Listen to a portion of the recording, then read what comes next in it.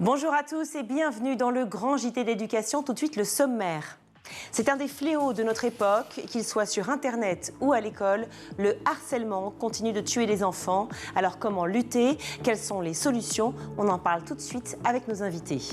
Lui a décidé de faire de sa différence une force et il cartonne sur TikTok avec plus de 769 000 abonnés. Arthur Beaucheron sera avec nous dans quelques instants. Enfin, vous le savez, chaque vendredi, nous donnons la parole aux enfants et cette semaine, nous leur avons demandé quel métier ils rêveraient de faire plus tard. Le Grand JT, c'est parti et on commence tout de suite avec l'actu en bref avec Mickaël Dorian.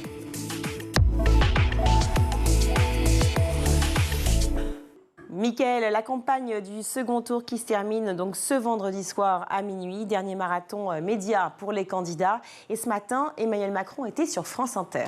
Invité du 7-9 de Léa Salamé et Nicolas Demorand, parmi les thèmes abordés, l'école et plus précisément la culture à l'école. On a remis l'éducation artistique et culturelle au cœur de notre projet, a dit Emmanuel Macron, insistant sur l'importance du pass culture, un outil qui, selon lui, doit permettre aux professeurs de guider les élèves et d'accéder partout à la culture. Autre sujet évidemment très important et très attendu, celui du salaire des enseignants. Et oui, je vous en parlais hier, l'une des surprises du débat de mercredi, c'est ce nouvel engagement d'Emmanuel Macron. Le mois dernier, il avait conditionné la revalorisation du salaire des profs à l'acceptation de nouvelles missions. Sur France Inter, ce vendredi, il a reconnu que ce message avait été mal perçu et promet donc une revalorisation du salaire de tous les professeurs. On l'écoute.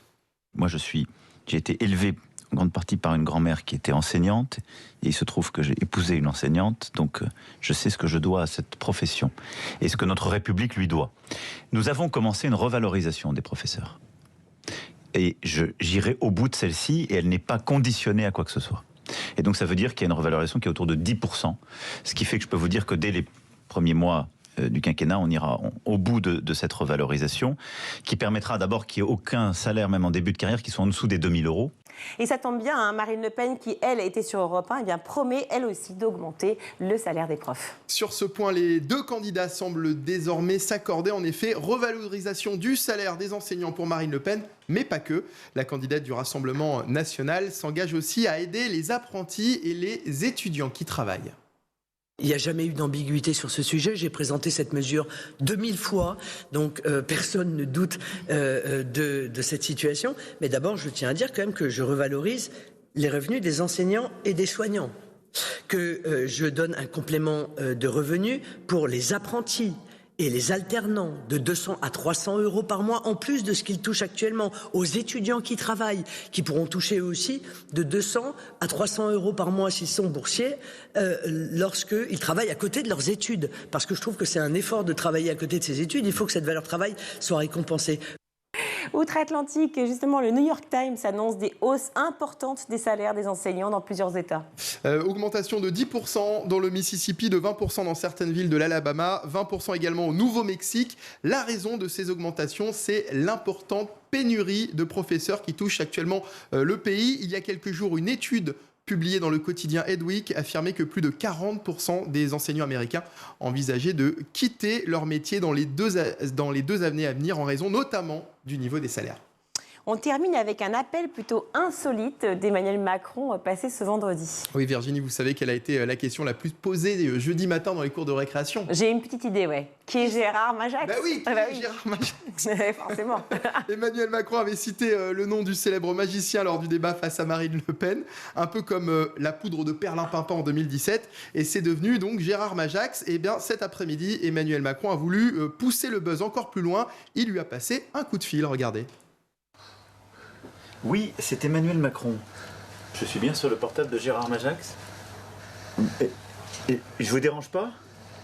Non. Bah pardon, je comprends qu'on puisse penser que c'est une imitation. Bon, mais en tout cas, j'espère que je vous ai pas mis en porte-à-faux en vous convoquant hier soir, voilà.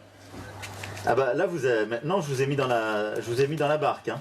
Donc je compte sur vous, hein. Voilà, je voulais vous faire ce petit clin d'œil avant d'enchaîner sur le reste. Merci à vous, au revoir. Je crois que c'est très drôle, parce qu'il lui a dit, est-ce que c'est Laurent Gérard qui m'appelle, Monsieur le Président? Bon, il est malin quand même, notre Président, parce qu'il l'a mis dans la barque en même temps. Hein. Après, il insiste bien sur le... Bon, vous votez bien dimanche, quoi. Vous votez bien pour moi dimanche. C'est ça. Merci, Mickaël. 700 000, c'est le nombre d'enfants qui sont victimes de harcèlement scolaire en France. Alors, comment lutte-t-on contre ce fléau? Comment faire pour que les choses changent? On en débat tout de suite sur notre plateau. Et pour en parler, je suis ravie d'accueillir à nouveau Rachel Fleur-Pardo. Bonjour. Bonjour, merci de me recevoir. Merci d'être avec nous aujourd'hui. Vous êtes avocate spécialiste sur cette question du cyberharcèlement. Merci beaucoup de revenir en parler. On se dit à chaque fois, on aborde le sujet d'une certaine manière, on le réaborde encore, mais en fait, c'est tellement important qu'on ne peut pas faire l'économie de cela chaque jour, chaque semaine. D'ailleurs, j'en profite pour vous remercier, vous, School TV, de vous engager sur ce sujet parce que je sais que vous en parlez beaucoup et c'est absolument essentiel aujourd'hui qu'on en parle davantage. Et vous jouez là-dedans un rôle assez important. Donc merci à vous. Ben non, mais merci à vous de porter aussi cette voix-là. Nos enfants en ont besoin et aussi les parents et les enseignants parce que tout le monde est un peu perdu sur cette question. Et c'est pour ça qu'on avait envie à nouveau d'en parler avec vous. Nous avons à de nombreuses reprises donc, parlé de harcèlement scolaire ici. Vous l'avez fait aussi, bien sûr, sur d'autres plateaux. Vous le faites chaque jour au quotidien. Sur Twitter, cette semaine, j'ai vu le témoignage d'un avocat qui racontait comment Noah, 14 ans, s'était donné la mort parce que un cyberharceleur le menaçait de publier une photo de lui dénudé à tous ses contacts. Tout cela s'est passé très très vite, en quelques heures. Le jeune garçon n'avait pas de soucis particuliers, ses parents l'ont redit, et pourtant, en quelques heures, sa vie a basculé puisqu'il s'est donné la mort. On n'imagine pas la violence que ça peut être pour un adolescent, ce fameux cyberharcèlement. Rachel Fleur-Pardo, est-ce qu'on peut en reparler encore ? C'est absolument terrible, en fait, l'effet que ça peut avoir. Moi, je l'ai vu encore chez un client très récemment, donc j'en ai bien conscience. En fait, voilà, ça va arriver un jour, comme ça, il va recevoir cette menace, ce message qui va lui dire « j'ai cette photo de toi et je vais peut-être la diffuser ». Et là, derrière, c'est un stress permanent, en fait. C'est un stress permanent de recevoir derrière un autre message de cette personne ou de voir cette photo effectivement diffusée. Et le fait est qu'il peut en parler autour de lui, il peut aller déposer plainte, il peut aller demander de l'aide, mais pour autant, on ne pourra pas lui garantir que cette photo ne sera pas diffusée, parce que ça va prendre du temps de retrouver cet individu potentiellement. Et en fait, ça met l'enfant dans une situation très délicate. Néanmoins, moi, quand un enfant se retrouve dans ce genre de situation, évidemment, le premier réflexe, ça doit être d'en parler. D'avoir le courage peut-être d'essayer d'en parler à ses parents. Et c'est pour ça aussi que c'est important que les parents réussissent à accueillir la parole des enfants sur ces sujets-là sans les culpabiliser trop, parce que c'est vrai que c'est un sujet, on parle de photos à caractère sexuel, de photos dénudées, et c'est vrai que c'est des thématiques encore, la sexualité, qui sont difficiles à aborder avec les parents, trop rarement abordées, mais ça peut être en effet une manière d'éviter des drames pareils, c'est d'ouvrir la porte au dialogue. L'école, les parents, les associations, les médias, collectivement, nous avons un rôle à jouer pour permettre aux enfants, aux adolescents d'être en capacité de se confier s'ils sont confrontés à de telles menaces. Alors justement, parce qu'en fait, tout le sujet est là, c'est le problème de se confier. Parce que quand on est face à ce type de situation, souvent, c'est ce que vous rapportez, mais c'est ce qu'on rapporte évidemment autour de nous, c'est que les enfants sont complètement glacés, n'arrivent pas du tout à en parler à leurs parents, ils ont souvent honte, ils ne savent pas du tout comment en parler non plus à leurs copains. Et donc du coup, c'est ce qui s'est passé pour Noah, 14 ans, en quelques heures, il s'est dit je ne pourrais pas assumer cette photo, elle va sortir, et il préfère se tuer. Et la personne en face de lui a quand même dit va jusqu'au bout, je m'en fiche, de toute façon, il faut que tu ailles jusqu'au bout. Donc il l'a même poussé. Ouais, non, mais c'est quelque chose d'extrêmement violent. Et en fait, avec cette infraction, donc la diffusion non consentie de contenu à caractère sexuel, il y a souvent ce sentiment très fort de culpabilisation chez les victimes, parce que cette infraction, comment elle fonctionne, il y a d'abord eu, en général, cet envoi consenti. Donc c'était souvent dans le cadre d'une relation de confiance que un jeune, on est dans ce cas de figure, a voulu partager cette photo de lui, d'elle, dénudée. Et en fait, derrière, la honte va le paralyser parce qu'il va se dire « Oh là là, va falloir que j'assume d'avoir pris une telle photo ». Et en effet, c'est ce qui va en général bloquer la discussion de leur côté, les empêcher d'aller se confier à leurs parents, à leurs proches, à leurs amis. Et c'est un peu le travail qu'on essaye de faire depuis maintenant 2 ans avec l'association Stop Ficha que j'ai cofondée. C'est de par nos actions, par l'accompagnement qu'on propose aux victimes, par l'aide qu'on apporte dans le signalement des comptes dangereux et la sensibilisation qu'on essaye d'installer auprès de tous les acteurs, du grand public, des décideurs, sur le sujet que sont ces cyberviolences sexistes et sexuelles. On essaye de les aider à libérer leurs paroles, de leur dire qu'en fait, ils ne sont pas seuls, qu'on est là pour les aider et qu'ils ne sont coupables de rien. Donc parler, ça on le comprend, parler à la maison, parler à l'école, parler avec les copains. Mais comment bien parler, justement ? Comment en parler ? Parce que tant qu'on n'a pas été victime, je l'ai vu, moi j'en ai parlé avec mon fils, je crois que Mickaël, vous pourriez aussi aborder la question avec vos enfants. Les enfants se disent, bah oui, enfin d'accord, on a compris, mais tant qu'ils ne sont pas en fait dans la situation, quelque part, ils ne se sentent pas concernés. Peut-être, et moi j'espère que peut-être le fait que vous en ayez déjà parlé, peut-être que ça fera que si un jour votre fils se trouvait dans cette situation, il ose venir vous en parler et que ça évite cette escalade terrible qui a conduit dans l'affaire du petit Noah à son suicide. Mais en tout cas, l'important, c'est aussi, une fois qu'ils en parlent, s'ils en parlent, de prendre ça très au sérieux. De ne pas minimiser ces faits parce que ce drame dont vous avez parlé rappelle la gravité que ces conséquences peuvent avoir. Et en fait, voilà, ça doit être pris très sérieusement parce que les conséquences peuvent être absolument dramatiques. En fait, il faut peut-être éduquer d'abord les parents aussi avant d'éduquer les enfants parce que les enfants, finalement, ils sont très habitués aux écrans, ils sont habitués aux réseaux sociaux, ils savent ce que c'est maintenant. Effectivement, ces sextos, enfin, ces messages qu'on envoie, ces images, toutes ces fichas pour affichage, pour ceux qui regardent et qui ne savent pas trop ce que c'est. Peut-être que c'est aussi les parents qui doivent aussi prendre conscience que ce n'est pas forcément une honte, mais c'est juste la société actuelle qui est faite comme ça.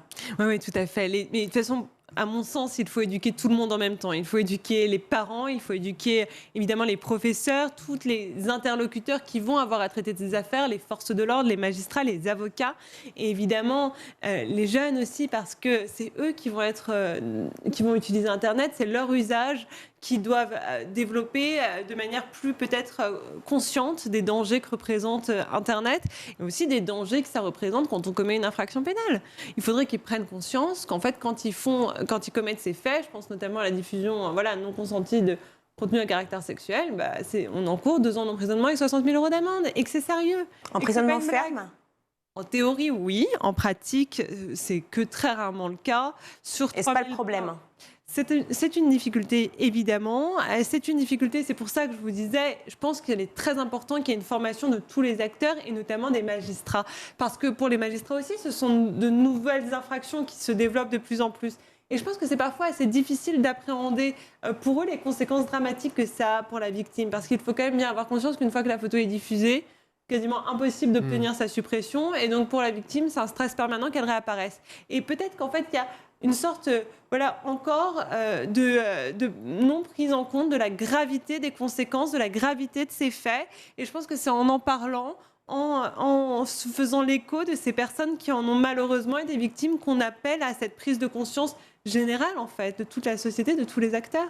Est-ce qu'il y a aussi un problème, finalement, en termes d'éducation numérique de ces enfants qui, encore aujourd'hui, ont trop souvent la sensation d'être en sécurité avec leurs écrans et avec leurs outils numériques sur les réseaux sociaux et qui n'ont pas encore conscience du fait que, comme vous venez de le dire, les images restent et que on n'est jamais en sécurité lorsqu'on est sur Internet, finalement. Oui, je suis tout à fait d'accord avec vous. Et en fait, ça fait écho pour moi à quelque chose qu'a dit très récemment le président candidat Emmanuel Macron lors de sa conférence de presse. C'est un des seuls à avoir parlé de ce sujet avec autant de gravité dans le cadre de cette campagne présidentielle. Et je regrette que les autres candidats n'en aient pas parlé davantage d'ailleurs.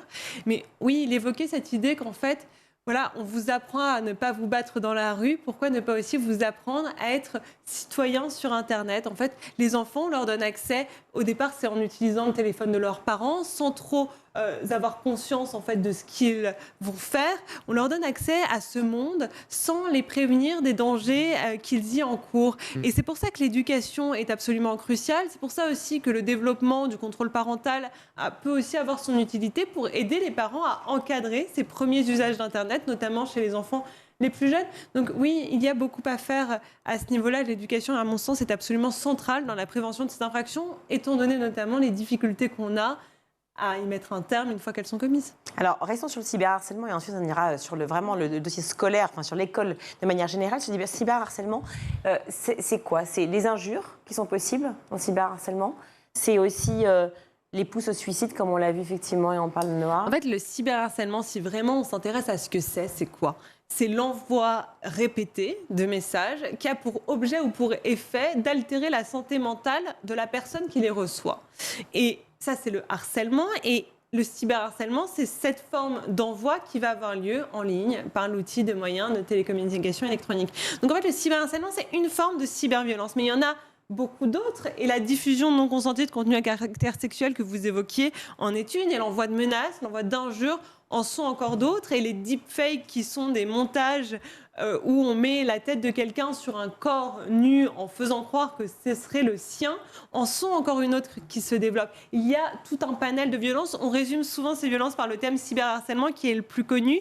Mais il est important, je pense, d'avoir conscience de l'étendue de ces violences qui se développent à mesure que nos usages d'Internet évoluent. C'est-à-dire que maintenant, on utilise de plus en plus la photo sur Internet et les réseaux sociaux grâce au smartphone. Et bien maintenant, les cyberviolences, elles prennent de plus en plus la forme de l'utilisation d'images. Quand à l'époque, c'était davantage des appels téléphoniques malveillants ou l'envoi incessant d'emails. Et c'est quelque chose vraiment qu'on essaye de mettre en avant avec Stop Ficha, c'est la violence de ces cyberviolence par l'image qui est tout à fait particulière parce qu'il y a une forme d'appropriation du corps de la victime. Et voilà, moi je suis très heureuse d'être là aujourd'hui parce que ça fait 2 ans avec Stop Ficha qu'on lutte, ça fait 2 ans qu'on travaille tous les jours pour accompagner les victimes, signaler les comptes dangereux, sensibiliser tout le monde à ces sujets. Et on n'est pas prêt de s'arrêter parce qu'il y reste énormément à faire et on n'est plus déterminé de jamais à continuer à mener ce combat. Malheureusement, vous n'êtes pas prêt de vous arrêter et heureusement, vous êtes là pour ça. 2 ans que vous luttez justement et vous luttez aussi parce qu'il faut le répéter, c'est pas que du racket non plus, c'est pas aussi que pour l'argent, c'est aussi de la violence pure et dure. Juste l'idée de menacer, de mettre en porte-à-faux, de pousser au suicide, effectivement, souvent les adolescents, souvent des jeunes, car a priori, et encore, on ne peut pas non plus se pencher sur la question, mais bon, plus on évolue en âge, plus on arrive à avoir de la distance. Mais ce n'est pas dit encore. Vous l'avez vécu. Voilà, moi, je peux être le témoin qu'en fait, les cyberviolences n'épargnent personne. Et oui. Et quand on dit parfois, ça concerne que les jeunes, c'est aussi pour certains une manière en fait de minimiser l'effet que ça aurait, c'est de dire en fait c'est pas si grave, c'est un truc de jeunes, c'est un truc de réseaux sociaux, mais c'est pas le cas en fait. Et une fois que ça se passe sur les réseaux sociaux, ça touche la personne réellement, c'est-à-dire que les conséquences peuvent être réellement dramatiques et ça concerne absolument tout le monde. Alors, on parlait donc de cyberharcèlement, ce qui se passe donc sur Internet, via Internet et sur les réseaux. Mais évidemment, il y a l'école.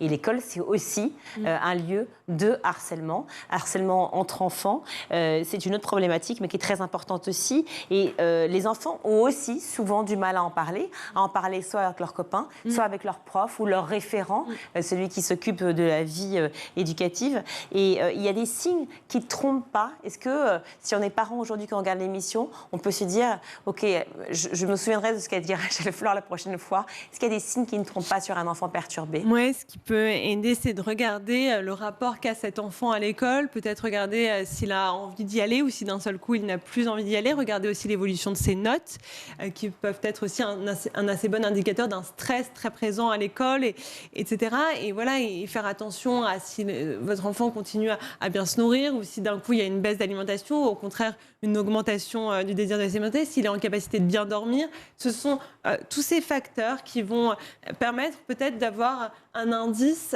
sur si oui ou non votre enfant serait victime d'harcèlement. Mais voilà, maintenant j'ai aussi conscience et je pense qu'il faut faire attention à ne pas trop culpabiliser les parents. Parce que je pense que c'est très difficile de se rendre compte de ce qui se passe à l'école. Évidemment, il faut être vigilant. Maintenant, moi j'en ai des parents qui viennent me voir et qui sont complètement envahis par un sentiment de culpabilité. Et moi, je leur dis, voilà, vous avez fait de votre mieux. Voilà, il y a aussi ce truc où il faut quand même faire attention à envoyer ce message-là aux parents qui nous écoutent. Bah oui, c'est ça, que comment faire pour à la fois ne pas fliquer son enfant et en même temps être vigilant? Non, mais je pense être un bon parent et je ne le suis pas encore, donc je me sens très mal placée pour donner des conseils, mais je pense que l'entre-deux est très difficile à trouver, en effet. En tout cas, moi, j'invite vraiment à créer cet espace de dialogue. Et si un jour, on vient se confier à vous, si un jour, on vient vous parler de photos prises, par exemple, à caractère sexuel, il ne faut, essayer de ne pas avoir ce réflexe qui est commun chez certains, de ne pas culpabiliser l'enfant. Ça fait partie aujourd'hui de la norme dans la sexualité, dans les relations amoureuses. Donc c'est quelque chose de tout à fait normal. Votre enfant n'a rien fait de mal. Au contraire, s'il se trouve menacé, c'est qu'il est victime et non est coupable de rien. Oui, et surtout être à l'écoute, évidemment. À l'école, c'est aussi un lieu... Alors, je l'ai vu, moi, dans l'école de mon fils, par exemple, il y a effectivement des conférences qui sont données sur ce sujet. Et vraiment, les professeurs qui sont investis sur la question, et je les en remercie 1000 fois. Mais il y a aussi, évidemment, ça ne s'appelle pas des cours ni des ateliers, mais enfin, ces moments où des personnes extérieures viennent dans l'école pour parler du rapport au corps. Parce que c'est aussi à ce moment-là, au collège et au lycée, qu'on parle de ce rapport au corps et la différence entre les filles et les garçons, de la sexualité et de tout ça. Est-ce que c'est lié aussi ça? Est-ce qu'il faut pouvoir parler de ça aussi aux parents? Ouais, c'est quelque chose pour lequel on milite fortement avec l'association Stop Pichla, c'est d'allier à la fois une éducation au numérique et une éducation à une sexualité et à une vie affective saine, parce qu'on se rend bien compte qu'en fait les violences sexuelles en ligne, elles se développent quand la plupart du temps chez les jeunes? C'est à ce moment où il y a en même temps sa découverte de sa sexualité et sa découverte des réseaux sociaux. Et en fait, c'est un moment qui peut être tout à fait perturbant et c'est pour ça qu'il faudrait davantage être en mesure d'accompagner les jeunes sur ces sujets-là. Et donc voilà, moi, évidemment, on milite pour qu'il y ait des formations que vous décrivez de manière tout à fait généralisée pour tous les élèves. Et on milite pour que ce soit le cas dès le collège parce qu'en réalité, ça commence assez jeune.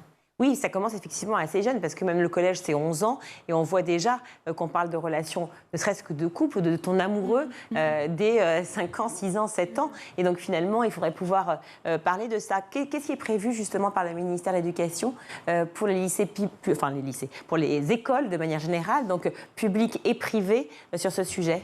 Écoutez, Laetitia Avia est une députée qui a beaucoup fait sur le sujet. Elle a notamment poussé cette idée d'un brevet numérique pour aider à former les plus jeunes au numérique, à comment être un bon citoyen en ligne, aux dangers d'Internet. Moi, je suis tout à fait favorable à cette mesure. Je pense qu'il faut aller plus loin. Je pense qu'il faut absolument aussi inclure dont je vous parlais, donc cette éducation à une vie sexuelle et affective saine pour accompagner les jeunes en ce moment de leur vie.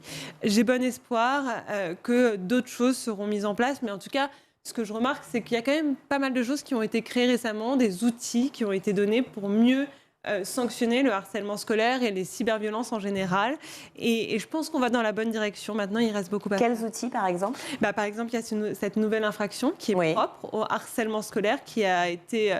il me semble qu'il est entré en vigueur au mois de mars dernier, donc c'est assez récent. On sent que les choses avancent. C'est quoi l'idée? En fait, avant, le harcèlement scolaire, c'était évidemment sanctionné par notre article du Code pénal qui vise le harcèlement moral. Mais l'intérêt d'aller sanctionner le harcèlement scolaire spécifiquement, c'est une manière de dire non, on ne va plus rien laisser passer.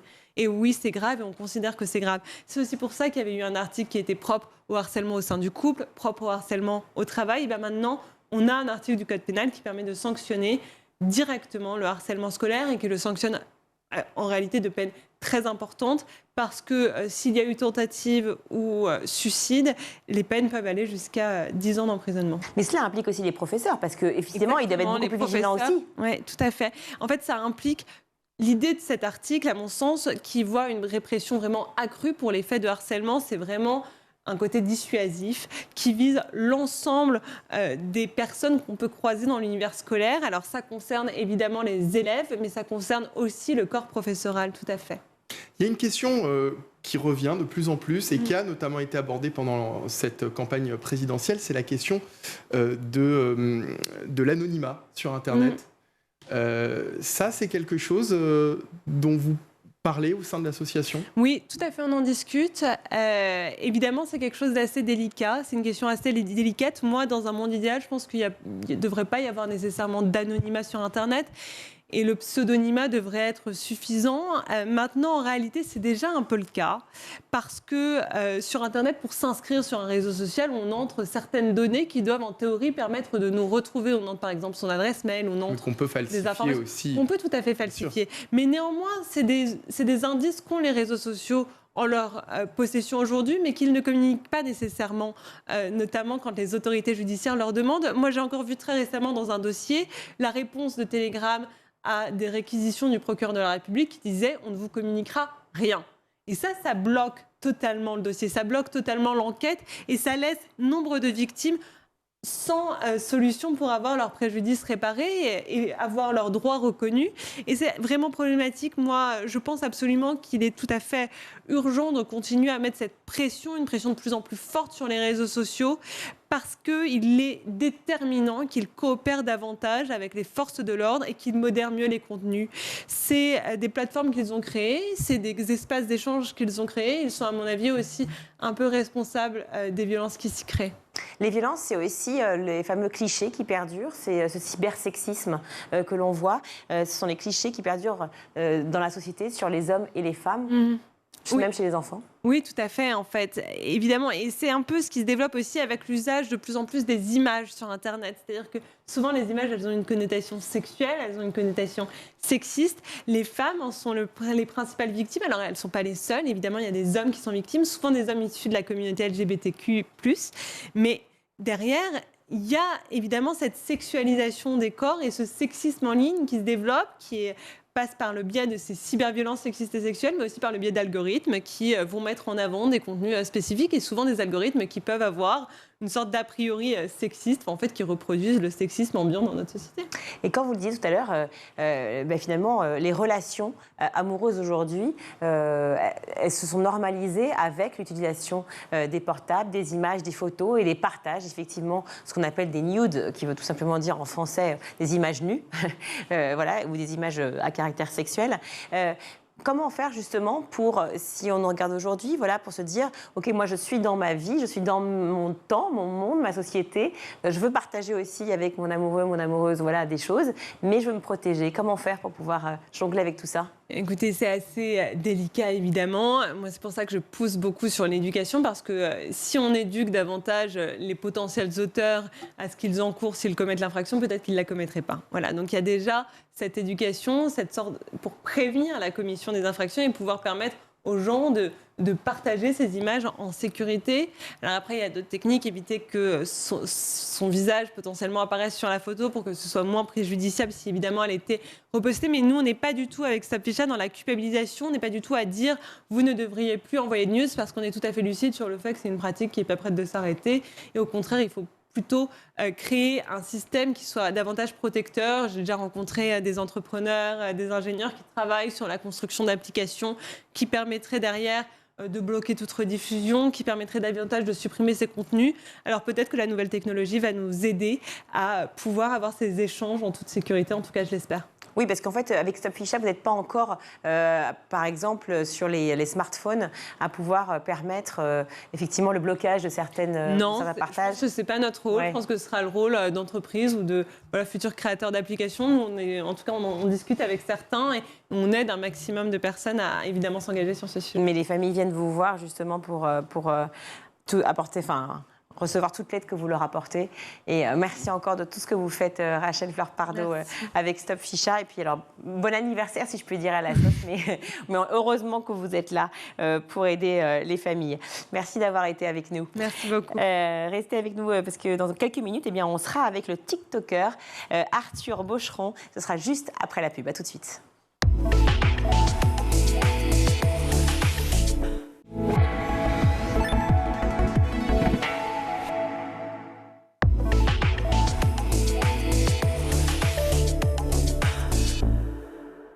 De retour dans le grand JT d'éducation, je suis ravie d'accueillir Arthur Bocheron. Bonjour. Bonjour. Merci d'être avec nous. Avec Mickaël Dorian, on est ravis de vous recevoir. Presque 800 000 abonnés sur TikTok. Mais c'est énormissime, 800 000. Vous faites de votre maladie une véritable force. C'est avec autodérision que vous racontez, Racontez déjà, nous, votre histoire depuis le début, avec TikTok, bien sûr. Alors, du coup, je m'appelle Arthur, j'ai 19 ans et je suis, à Bordeaux. Et donc, j'ai une amyotrophie spinale de type 2. Donc, c'est une maladie neuromusculaire qui, atteint mes muscles, ce qui fait que j'ai moins de force et donc ce qui m'empêche de marcher. Et donc, voilà, j'essaye de montrer ma vie sur les réseaux et de montrer qu'on peut être un ado en fauteuil roulant et vivre sa vie le plus normalement possible. C'est le sentiment que vous avez, en fait, de vivre une vie tout à fait normale et de pouvoir être en phase avec votre quotidien et votre vie? Ben, j'essaye au maximum de pas commencer à m'apitoyer sur mon sort ou à me renfermer enfin, sur ma maladie. De toute façon, je sais que cette maladie, je vais l'avoir à vie. Donc, si je commence à être triste aujourd'hui, ben, enfin, je vais pas être heureux, je vais pas vivre heureux. Donc voilà, cette maladie, je l'aurai à vie. Je le sais dans ma tête et donc voilà, faut vivre avec et puis être heureux et profiter. Quand je disais c'est le sentiment que vous avez, dans le sens où vous avez fait évidemment de tout ça une force et vous vous êtes dit je vais aller sur le réseau TikTok pour pouvoir en parler. À quel moment précisément vous avez pensé à ça? Ben, du coup, c'était pendant le premier confinement. Tout le monde s'ennuyait, y compris moi. J'avais regardé déjà toutes les séries et TikTok commençait à prendre de plus en plus d'ampleur. Et c'est vrai que je me suis dit pourquoi pas faire quelques vidéos. Je commençais à me mettre tout juste sur la plateforme. Et c'est vrai que je commençais à avoir des vidéos diverses et variées. Moi qui pensais que c'était juste de la danse ou du playback, alors pas du tout. J'ai découvert plein d'univers différents. Et je me suis d'abord posé la question si un jeune en fauteuil roulant allait intéresser des gens. Et franchement, je ne pensais pas du tout. Et finalement, j'ai commencé et les gens ont tout de suite du coup, commencé à me poser des questions sur mon handicap, des questions souvent banales. Comment tu prends l'avion? Comment tu vas à la piscine?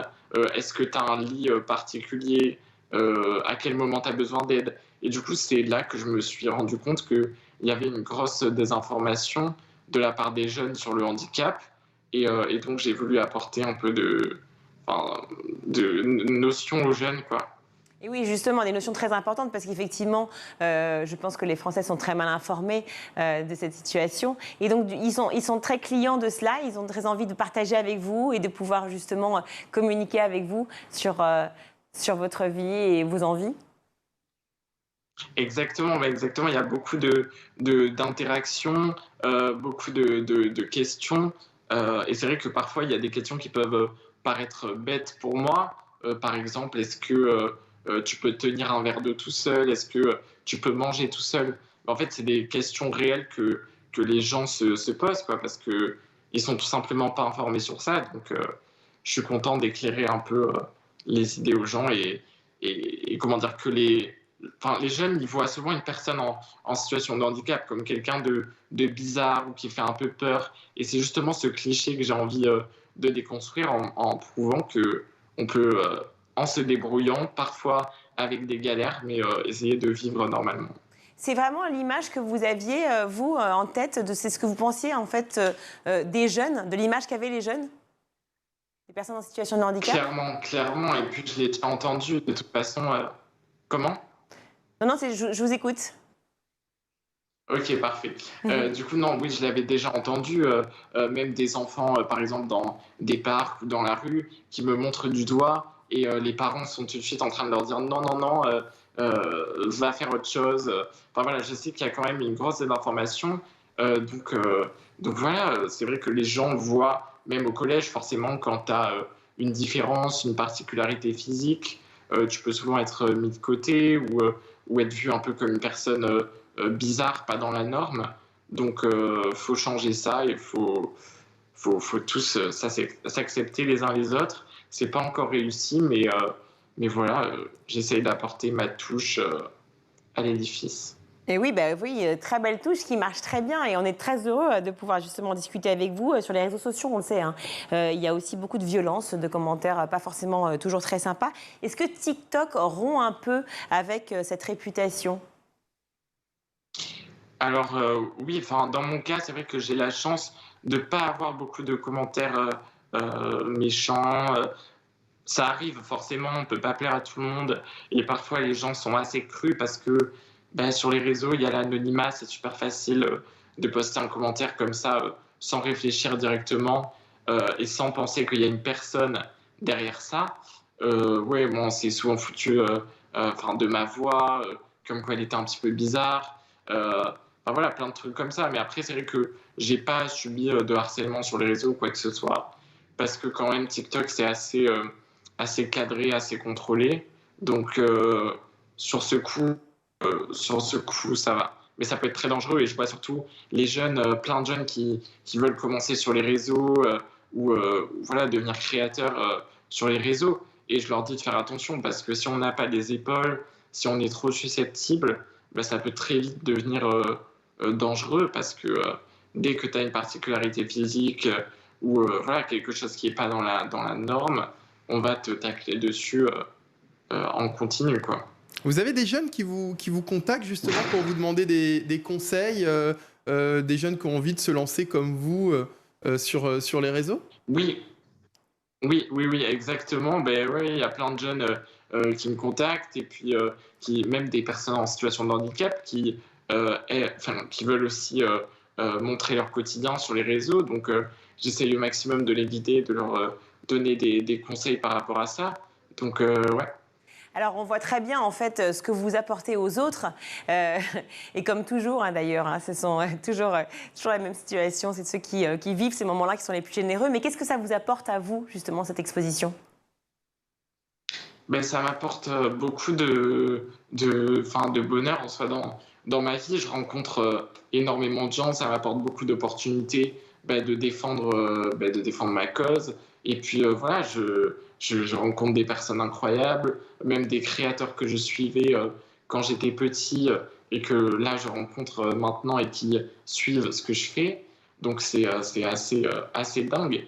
Et puis voilà aussi la reconnaissance des gens sur ce que je fais. C'est vrai que je raconte souvent cette histoire, mais il y a un moment qui m'a particulièrement marqué. C'est un mail que j'ai reçu d'une mère de famille qui venait d'accoucher et elle m'a envoyé un mail en me disant on vient de diagnostiquer ma fille avec une maladie similaire à la tienne et avec mon conjoint on regarde des vidéos et on voit qu'elle pourra avoir une vie tout à fait normale et voyager, sortir avec ses amis. Donc tu nous remontes beaucoup le moral et enfin voilà, des commentaires comme ça, des mails comme ça, c'est ce qui donne sens à ce que je fais. Ben oui, ça donne sens évidemment à vos projets. Alors, un nouveau projet, un premier livre en tout cas, Les roues sur Terre, la tête dans les étoiles, qui sort le 28 avril prochain. Quels sont vos projets aujourd'hui? Quels sont vos rêves?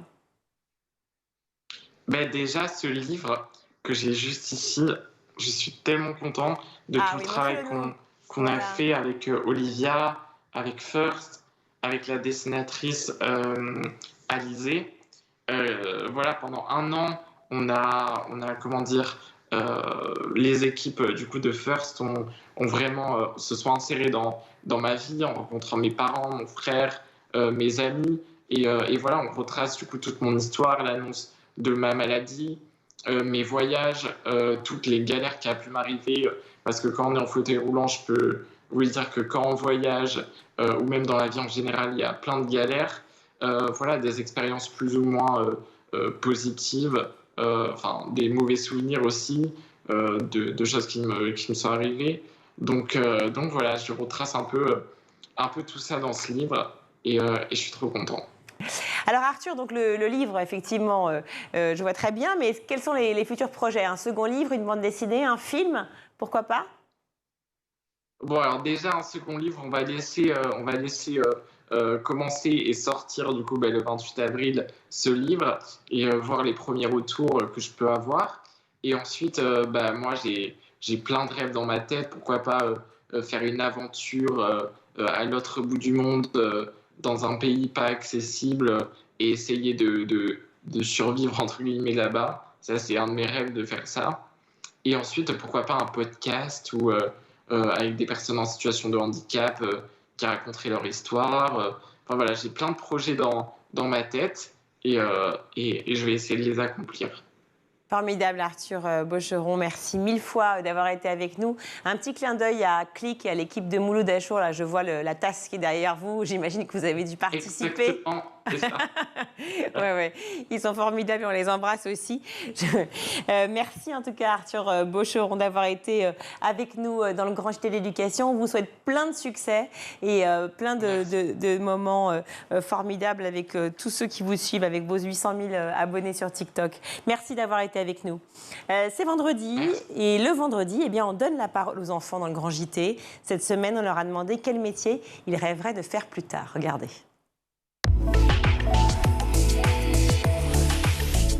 Plus tard, vous voulez faire quoi comme métier? Moi, je serai ingénieur. Et pourquoi vous voulez faire ces métiers-là? Pour gagner la Coupe du Monde, quand en fait j'ai vu un match de foot pour la première fois et après je me suis consacrée au foot pour toute ma vie. Tu devais faire des études, t'aimerais faire quoi? Entraîneuse. Et moi pour développer le site web. Et comment ça t'est venu cette idée? Par ma maman. C'est son métier? Non. Être toiletteuse pour chiens. Pourquoi? Parce que j'aime bien les chiens. T'en as chez toi? Non. Être cavalière. T'aimes faire quoi? Moi j'aime faire des robots et des voitures. Aussi plein de robots. Est-ce que t'aimerais être professeur? Oui.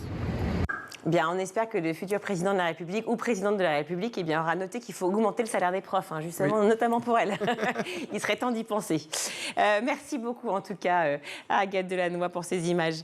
Allez, c'est l'heure de Souvenir des colis. Cette semaine, c'est Joyce Jonathan qui répondait aux questions de Malika Ménard. L'école de demain, pour vous, c'est quoi? Alors, l'école de demain, c'est dur à dire parce qu'il y a des changements, il y a des évolutions que j'ai du mal à suivre depuis que je ne suis plus à l'école. De toute façon, quand on n'est pas concerné par un sujet, forcément, on s'y intéresse un peu moins. Moi, en tout cas, ce que j'aimerais voir dans l'école de demain, c'est ce que je vous disais, un peu plus d'orientation pour mieux cibler ce qu'on aime, ses forces aussi. Parce que voilà, c'est bien aussi de se sentir fort dans son métier, dans ce qui va nous guider ensuite. C'est aussi la musique. Je trouve que... à l'école, au collège, on apprend la flûte, qui est quand même l'instrument qu'on ne va jamais utiliser. Parce que c'est pratique à transporter. C'est pratique, oui, mais l'harmonica, c'est pratique aussi. C'est beaucoup plus stylé, par exemple. Ou même, il y a des mini-claviers. Pour juste apprendre les harmonies, les gammes, au moins les notes. Et c'est vrai que la flûte, c'est pratique, mais on ne va plus jamais jouer de la flûte dans sa vie, ou c'est très rare. Ou mieux apprendre le chant, par exemple, mieux apprendre les harmonies. C'est vrai que ça, je trouve que c'est vraiment dommage et que ça pourrait être amélioré. Il faut changer la manière d'enseigner la musique, quoi. Oui. L'enseigner vraiment. L'enseigner vraiment, et puis en plus ça fait tellement du bien de chanter, ça détend, tout le monde aime chanter, tout le monde aime les karaokés par exemple. C'est vrai. Voilà. Il y a certains politiques qui militent pour le retour de la blouse à l'école. Qu'est-ce que vous en pensez? Alors, ça, c'est aussi pour lisser, j'imagine, les différents horizons sociaux, pour rendre un peu tout le monde pareil, quoi, bien sûr. Pour uniformiser tout ça. Mais je comprends le concept. Après, je trouve que c'est dur. Parce que justement, quand on grandit, on s'affirme aussi à travers ses habits. Moi, j'ai plein de souvenirs de mes vêtements, de pantalons affreux que j'adorais quand j'étais en 6e, en 5e, que je trouvais les plus beaux du monde. Et finalement, c'est comme ça qu'on construit son style, sa personnalité. Je pense que vous pouvez vraiment le dire parce que vous êtes une férue de mode. Non, mais vous pensez que ça empêche de développer la personnalité, de se trouver? Oui, en fait, je pense que ce qu'apporterait l'uniforme enlèverait dans la balance. Voilà, dans la balance, en fait, ça enlèverait beaucoup de choses. Donc, je suis pas pour. Pas pour? Non. On a parlé de la Chine. Ils étudient vos chansons à l'école. Oui. C'est vrai, ça? Oui, alors c'est étudié dans les universités pour apprendre le français, donc, et ça, c'est un honneur. Oui, c'est sûr, c'est très drôle, parce que c'est trop cool qu'une chanson ait une fonction. Et d'ailleurs, ça me fait penser à quelque chose auquel je participe là très bientôt. C'est un concept qui s'appelle StudyTrack. Et en fait, le concept, c'est des leçons qu'on apprend en chanson. Ok. Et ça a été approuvé par l'Éducation nationale. Et là, c'est en train d'être développé. Ils ont enregistré les premières chansons. Ils vont avoir plein de parrains et de marraines différents. Ça se passe comment? C'est une application? Et je crois que c'est une application et qu'on peut trouver les chansons sur Internet. Donc il faut que ça colle au programme scolaire étudiant. Oui, c'est ça, mais c'est par niveau. Et par exemple, moi là, je vais enregistrer une chanson sur les capitales et ça permet d'apprendre les capitales en chanson, donc avec une mélodie. Et c'est vrai que sur le coup, je me disais, bon, c'est quand même... c'est riche, quoi, comme parole. C'est des paroles un peu conséquentes. C'est différent de ce que je chante d'habitude. Voilà, c'est moins facile. Mais en même temps, c'est vrai que je me suis souvenu que quand on est au collège, on apprend, enfin même en école primaire, on apprend des leçons par cœur, de A à Z. Ouais. C'est super dur. D'ailleurs, on les apprend sans vraiment réfléchir au sens, tellement qu'on martèle d'apprendre les choses par cœur. Et là, finalement, ça permet d'apprendre par cœur, mais en plus avec une mélodie dont on va se souvenir.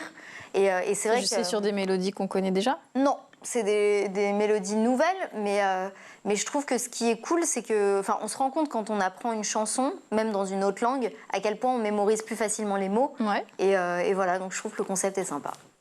Donc vous êtes un petit peu investi finalement. Un petit peu. et étudier en Chine surtout. Oui. Donc Joyce Jonathan au programme scolaire. Voilà. C'est déjà la fin. Bon, c'était un plaisir. Merci beaucoup. Merci d'avoir partagé avec nous vos souvenirs d'écoliers. C'était un plaisir. Je vous retrouve la semaine prochaine pour un nouveau numéro de Souvenirs d'écoliers sur School TV. Merci Malika, merci Joyce. Tout de suite, c'est le Zap sur School TV. Dans quelle mesure le gouvernement aide ou non d'ailleurs justement à l'achat des nombreux ouvrages scolaires et de toutes les fournitures? C'est aux parents d'assurer ça ou... Oui, ça c'est aux parents d'assurer ça. Donc tout ce qui est tenue... Ça fait un sacré budget déjà. Oui, tout ce qui est tenue, tout ce qui est livre, tout ce qui est cahier, tout ce qui est... Peu importe tout ce qu'on demande à l'école, c'est aux parents de fournir, sachant que chaque année les livres changent. Donc, en fonction d'une classe ou d'une autre, les livres changent. Donc, chaque année, il faut acheter de nouveaux livres, il faut acheter de nouvelles tenues, il faut acheter de nouveaux stylos, de nouveaux sacs. Donc, il y a plein. Vous avez parlé de tenue, justement. La tenue, elle est obligatoire là-bas? Oui.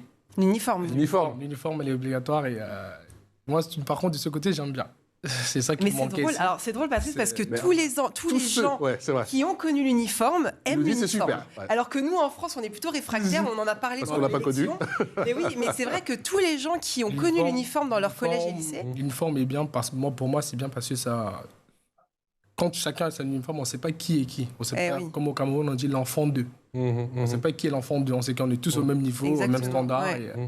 Je trouve ça bien. Et chaque école, on peut différencier chaque école en fonction de son blason. À son blason. Moi, je parle, par exemple, le dernier collège que j'ai fait, j'étais bleu. Chemisette bleue, pantalon noir et une jaquette noire. Moi, je trouve ça classe. Et le mercredi, on est obligé de mettre un t-shirt jaune.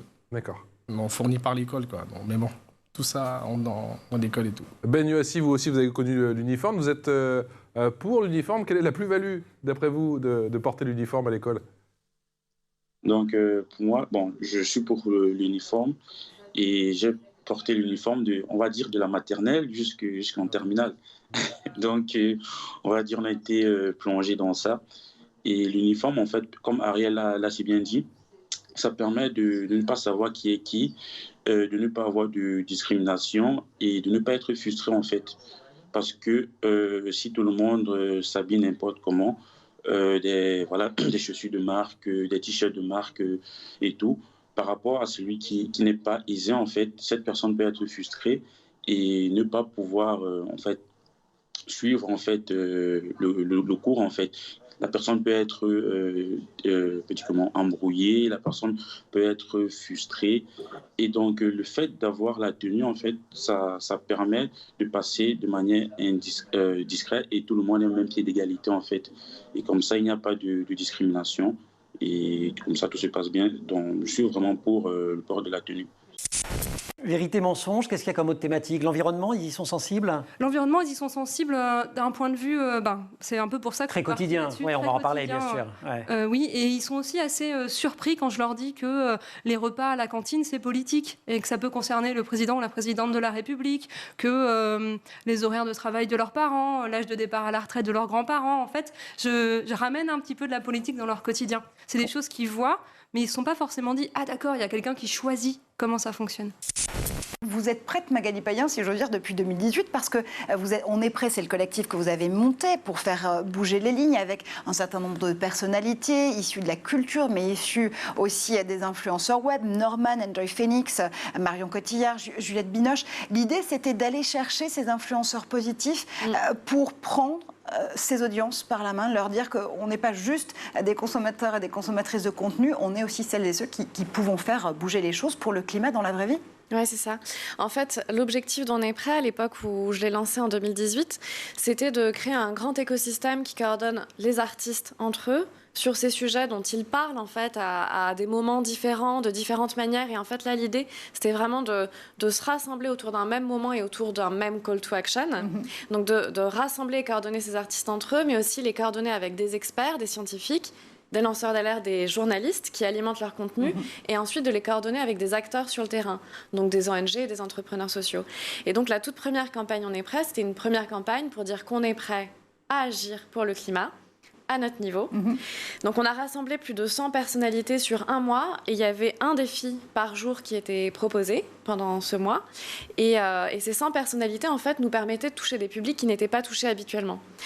C'est des personnalités, pour la plupart, qui prenaient la parole pour la première fois sur ces enjeux-là.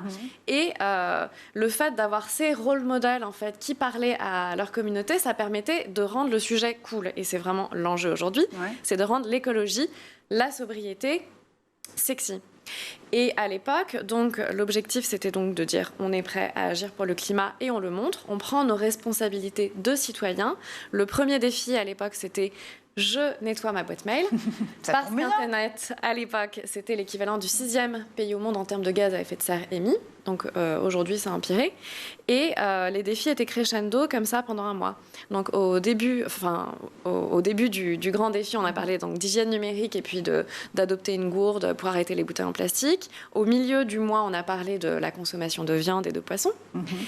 Et c'est Norman, à l'époque, qui avait relevé le défi de écrire au maire de sa ville pour adopter des repas bio, locaux et végétariens dans les cantines. Et le grand défi final, c'était donc d'interpeller l'État pour une action climatique, donc l'affaire du siècle, initiée par Notre Affaire à tous et soutenue par 3 autres associations d'un point de vue juridique.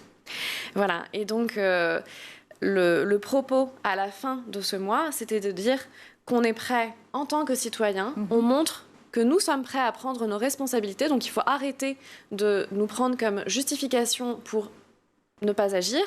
Et c'est nécessaire que nous changions nos habitudes, mais ça n'est pas suffisant. Aussi, on se tourne vers l'État pour que lui aussi prenne ses responsabilités.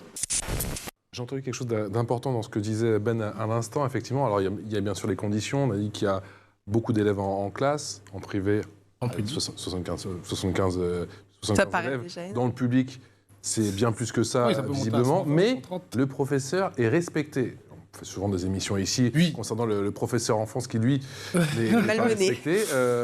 Là-bas, c'est le prof qui est respecté, c'est le prof qui fait la loi. Oui, là-bas, c'est le prof qui fait la loi, c'est le prof qui, on va dire, comme il a dit, un peu un dieu. Parce que si le prof il peut décider qu'il donne plus cours, c'est toute la classe qui est pénalisée et qui part. Et après, ça arrive souvent qu'il y a des profs qui ne sont pas respectés. Bon, comme dans toutes les classes, il y a souvent certains qui dérangent le cours, il y a souvent certains qui perturbent parce qu'ils vont lancer des blagues, ils vont faire des comiques, tout ça.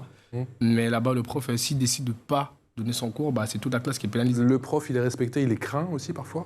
Souvent. Moi, je me rappelle quand j'étais là-bas, j'avais je vois votre sourire, ça rappelle des souvenirs. Attention. Non, on a un prof qui était craint parce que quand on entendait juste son nom, toute la classe se taisait. Même pas un bruit de mouche qui passait, on n'entendait rien. Personne, on le craignait vraiment, mais bon, c'est des bons souvenirs. Le prof est respecté, le prof est parfois aussi craint. Ben, au Cameroun, À ça, moi j'ai des meilleurs et des pires souvenirs. Et donc, pourquoi? Parce que durant les cours, comme on dit, il y a souvent parfois des personnes qui dérangent le cours, qui bavardent et tout. Et donc, quand le professeur parle, il hausse la voix, tout le monde se tait. Et je veux dire que ça vient aussi de la culture, en fait. Déjà, de chez nous en Afrique, on sait, on doit respecter les aînés, on doit respecter les personnes âgées. Et quand une personne âgée ou bien une personne plus grande que nous parle, on doit fermer la bouche, on ne doit pas répondre. Et donc, parfois, on pouvait faire du désordre, du bruit. Et quand on parlait en cours, et quand le professeur disait, par exemple, taisez-vous, comme Ariel l'a bien dit, on n'entendait même pas une mouche passer. Donc, c'était un petit peu ça. Et donc aussi, on restait aussi calme et on craignait aussi les professeurs parce que parfois, il y avait des punitions. Donc, du coup, de peur d'être puni, voilà, on restait tranquille. Et le professeur était vraiment au-dessus. On n'avait pas notre mot à dire. Et on a cultivé cette culture jusque présent, en fait. Toujours, même quand je suis arrivé ici, dans les cours, quand je faisais ma prépa, il y avait des étudiants qui répondaient au professeur. Et bon, moi, je ne comprenais pas. Et je me suis dit, c'est vraiment culturel. Et c'est comme ça qu'on a grandi. Et bon, jusqu'aujourd'hui, moi, je n'arrive pas à répondre mal à un supérieur et tout. Donc, je vais dire c'est culturel. Et oui, vraiment, c'est beaucoup calqué sur notre tradition. Je vous cite, j'ai à cœur de créer des imaginaires dans lesquels chacune et chacun peut trouver sa place. Concrètement, ça veut dire quoi? Alors, très concrètement, sur cette BD, l'élection présidentielle, je suis un peu sortie d'un documentaire strict où la classe politique serait exactement telle qu'elle est actuellement, parce que je voulais que les enfants qui lisent la BD, les enfants que je rencontre dans les écoles, quand ils lisent mon livre, ils puissent se projeter en tant qu'acteurs de la vie politique. Donc c'était important pour moi qu'il y ait des personnes de différentes origines, de différents âges, que la classe politique soit probablement un peu plus ouverte que ce qu'elle est actuellement. Pas surouverte non plus. L'idée, c'est de... Je le mentionne à la fin, j'ai pris un peu de liberté, mais je ne peux pas non plus me permettre de sortir complètement de ce à quoi ressemble le système politique français, parce que... Mais je ne voulais pas, en fait, écrire une histoire, écrire une BD, et quand les enfants la ferment, ils se disent « Ok, c'est pas pour moi ». Ou tous pourris. Donc je voulais vraiment amener un petit souffle, un peu d'énergie positive, quoi. C'est comme sur School TV, on trouve qu'il y a des problèmes à l'école, mais on pense qu'il y a aussi plein de solutions, et donc on se dit que c'est bien de raconter des solutions si on raconte les problèmes. Est-ce qu'il y a forcément encore aujourd'hui un choix arbitré, on va le dire très clair, entre profit, économie et écologie? Alors, il y a un lien évident, mais il faut distinguer les applications B2B de B2C. Et donc, lorsqu'on parle des plateformes du numérique, est-ce qu'on parle du B2C ou est-ce qu'on parle du B2B? Mais c'est la même technologie, Yann Dahl. Pas du tout, parce qu'il y a des strates. Donc, lorsqu'on est consommateur, on utilise les plateformes qui fournissent des services B2C. Pour en citer quelques-unes, Netflix évidemment d'un côté, ou Google Mail, par exemple, de l'autre côté lorsqu'on parle des emails, Google Drive ou Dropbox pour stocker les données, tous ces acteurs consomment du cloud. Donc nous sommes fournisseurs d'un substrat qui aide les applications B2C. Nous faisons du B2B, nous fournissons un service aux entreprises. Donc cette notion de sobriété, elle est peut-être tout à fait pertinente, mais elle touche toutes les industries. C'est-à-dire que cette notion de sobriété nécessite que l'on baisse notre approche consumériste de manière générale. Ça ne s'adresse pas qu'au numérique, ça s'adresse à absolument tout. Est-ce que le numérique est pire que les autres industries? Évidemment, il y a des arbitrages à faire. Donc, est-ce que c'est l'agroalimentaire qui est terrible? Plus on veut manger de viande et plus l'impact est néfaste. Plus on veut voyager, plus l'impact est néfaste. Donc la technologie et le tout numérique n'est sans doute pas la seule solution. Je ne dis pas que le numérique, c'est la solution. Je pense plutôt que la science est ce dont on a besoin pour poursuivre l'espèce humaine sur Terre et la sobriété au niveau du nucléaire militaire. C'est-à-dire que l'espèce humaine n'a qu'une seule planète aujourd'hui. Donc on doit inscrire toutes ces démarches. Et évidemment, le cloud est un des éléments du numérique, indissociable. C'est donc notre devoir d'optimiser au maximum cela. Et on ne sait pas faire autre chose. C'est-à-dire qu'on ne sait pas fermer l'entreprise.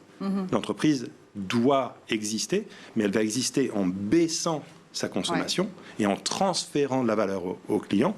Les clients, eux, vont consommer aussi différemment selon la sensibilité Donc, si on entend bien, c'est aussi une condition de survie économique pour ces entreprises-là.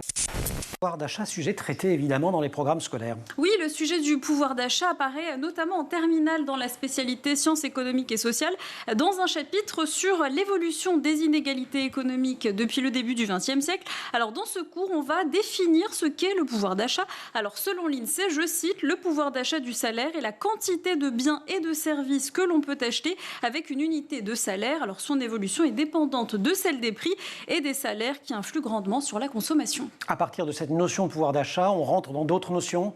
Oui, c'est ça. Alors, l'objectif de cet enseignement, alors on va, après avoir défini les termes donc de pouvoir d'achat, revenus disponibles, consommation, épargne, eh bien, les élèves vont apprendre de quoi dépend ce pouvoir d'achat. Alors, ce pouvoir d'achat, de quoi il dépend ? Il dépend du revenu disponible, c'est-à-dire du montant des revenus d'activité, notamment les salaires, du patrimoine, mais aussi des prélèvements sociaux et des revenus de transfert. Les revenus de transfert ? Les revenus de transfert sont des revenus... Parce que j'ai pas pris SES.